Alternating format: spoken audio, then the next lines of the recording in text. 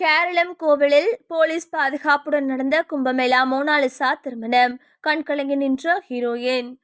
கும்பமேளா மூலம் பிரபலமான மோனாலிசா ஒரு படத்துல நடித்து முடித்த நிலைமையில திடீர்னு கேரளாவில் தன்னோட காதலருடன் காவல் நிலையத்தில் தஞ்சம் புகுந்தது பெரும் பரபரப்பை ஏற்படுத்தியிருக்கு. இந்த நிலைமையில சற்று முன் கேரளாவோட திருவனந்தபுரத்தில் உள்ள கோவிலில் இருவரும் மாலை மாற்றி திருமணம் செஞ்சுக்கிட்டாங்க. அதன் காட்சிகள் தற்போது வெளியாகியிருக்கு.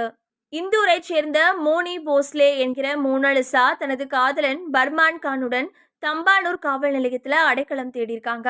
1.5 ஆண்டுகளுக்கு முன்பு ஃபேஸ்புக் மூலம் தொடங்கிய இவங்களோட காதலுக்கு குடும்பத்தினர் எதிர்ப்பு தெரிவிச்சதால பாதுகாப்பு தேடி கேரளா வந்திருக்காங்க. மத்திய பிரதேசத்தோட இந்தூரை சேர்ந்த மோனாலிசாவுக்கும் மகாராஷ்டிராவை சேர்ந்த பர்மானுக்கும் காதல் மலர்ந்தது. மோனியின் குடும்பம் அவங்களோட காதலுக்கு தடை போட்டது.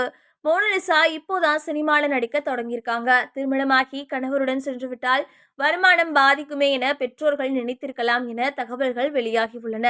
மத ரீதியான பிரச்சனையும் இருக்கும் அப்படின்னும் சொல்லப்படுது. இந்த நிலைமையில பூவாரில் நடந்த திரைப்பட படப்பிடிப்புக்காக வந்திருந்த போது மோனாலிசா காதலனுடன் தம்பானூர் காவல் நிலையம் வந்து புகார் அளித்தார். புகாரை தொடர்ந்து மோனியின் தந்தை ஜெய்சிங் போஸ்லே தம்பானூர் காவல் நிலையத்துக்கு வரவழைக்கப்பட்டார்.